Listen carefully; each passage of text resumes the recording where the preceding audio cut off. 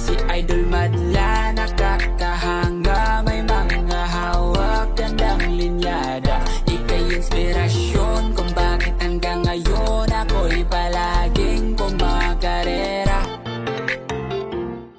Ngayong araw mga kalapatids, ito lilipat na natin yung mga young birds natin na lilipat kasi kailangan na natin magbawas dito.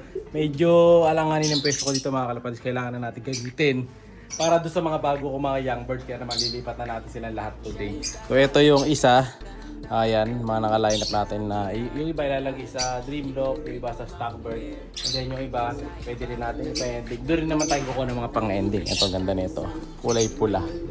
Yan. So yung mga pula natin dito, syempre mga aim break, masili yan. Ngayon, pipicturean na natin sila isa-isa. Tara. Ito red check mga kalapatids. Ito mga kalapatids, checkered naman. Yan. Ayun, oh. Ito red bar mga kalapatids. Masili. Ito maganda mga kalapatids. Speedbird. Anak ni Hinata to mga kalapatids. Kaya tsaka ko ano to. Solid din na mabilis yung mga to. Ganda oh. Maliit lang siya pero ganda ng katawan. Pag-pulling natin to pan race. Ito naman kapatid nung kanina. Ayan oh. Speedbird din. VJ Cross Hinata. So anak na to ng 2 times pan race winner. Kaya mabilis sigurado. Ito checkered mga kalapatids, kaso nagkabulutong kasi sa mukha eh. Ayan oh. Pero maganda rin to. Dahil naman to nung inbreed ducks, bali lahi ni ano to ni Grisel Lawin, 2 times lap winner natin. Yan, possible barako. Harap ka tol. Yan. Another one mga kalapatids. Yan. Ito naman ano siya, kapatid nung kanina, Speedbird din. Ayan o.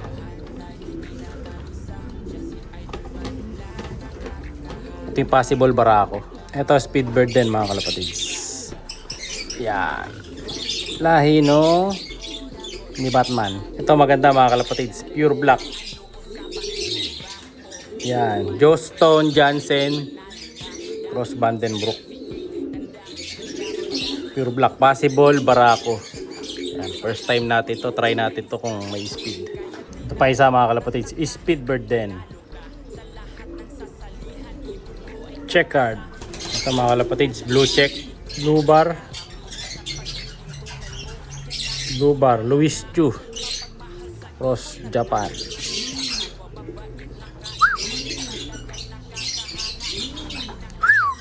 Blue bar, BGQ.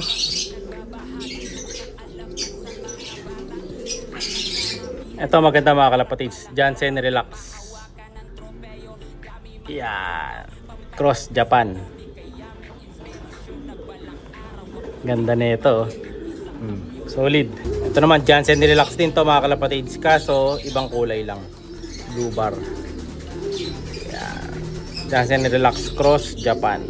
Ito checkered mga kalapatids. Checkered mga kalapatids, Jansen Relax Cross Japan din. Ayan. Nakamukha nila yung nanay nila eh. Hindi nakuha yung kulay ng Jansen Relax unlike ng isa. Ayan o. Yan, malinis na. Wala nang kalapatan yung iba natin pwesto rito. Meron lang mga bagong lagay na dalawa dito. Ayan. So may nakalimutan akong dalawang ibon dito. So pagpapahingin ko muna sila bago natin lipat. Ito yung apat. Siyempre, forever na dito yan. Dito natatanda. Hanggang sa mag-mature. Pag nag-mature dyan, lipat sila dito sa hen section. And then yung iba, ito, wala na rin yun nandito mga kalapatid. Si Dax na yung nakalagay dito. Breeder ko na. Dahil ano na to, break na to. Pupunta na siya sa Stockbird to. Wala na rin yung anak nila, nalis natin. So nandito mga kalapatids. Ayan. Yung anak nila. So meron akong tatlong ano dito. Kalapating medyo minala sila mga kalapatids. Dinapuan ng bulutong yung tatlo ko dito. Yung isa hindi naman masyadong maaning bulutong. Ayan. Ayan, meron yung tatlo dito. Ayan, baka gusto nyong ampunin mga kalapatids. Nagkabulutong nga lang sa may tuka. Ayan, baka may gusto magampon. Kung sino gusto magampon nito, PM lang, paunahan lang mga kalapatids. At ibibigay naman natin yan. Ayan, all in na kagad. Yung apat na yan kagad mga kalapatids. Or yung tatlo lang pala yung tatlo. Ayan. Okay, ibigay natin yung tatlo. May isang na kasing nito. Ayan, baka may pagbigyan na ako nitong isa. So tatlo yan. So PM na lang kayo ha, paunahan na lang. Pamimigay natin. Yung may gusto lang, wala namang pilitan, no? Pero pag di naman kinuha yan, syempre dito lang gagaling din naman yan kasi, no? Ilang ano lang yan, mga 2 weeks lang yan, mababakbak din yung bulutong yan sa bibig. Oh, ito yung mga Johnson Relax natin dalaw dito, ayan oh. Ganda na, ito may dalawa pa.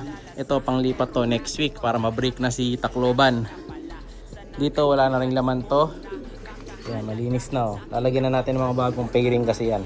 Ito gagamitin ko tong pang pairing para malipat, tapos nilipat sila dito at talon sila dito. Yun, baka lipat ko muna ulit dito para magamit natin yung pairing, tapos pagpapalit na lang sila, no? Ganun din dito. Ayan, yung basara natin, namisa na naman, dalawa. Pero tatanggalin ko yung anak nila, papasiter ko para sila ay agad mapahinga. Yung Luis Q, ayan, nakapahinga na din. Ayan, wala nang kapares yung Japan lupit ko dun.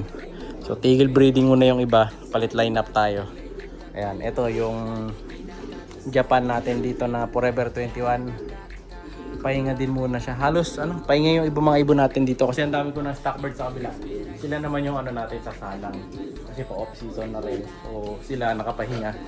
Sila na muna yung magbi-breed, no? So ito naman, minapamatured ko pa tong saddle natin na to bago ilipat. Ang ganda ng dalawang kulay niyan. Ito kita niyo, ang dami na nila dito. Kaso nabawasan nga ng isa kanina dahil nawala yung pula. Ayan sila oh, kaganda mga kalapatids oh. Hindi na lang kayo dyan. Yung iba dyan, pang out na natin. Yung mga di ko pa nagamit dyan, gagamitin na natin sa susunod na batch.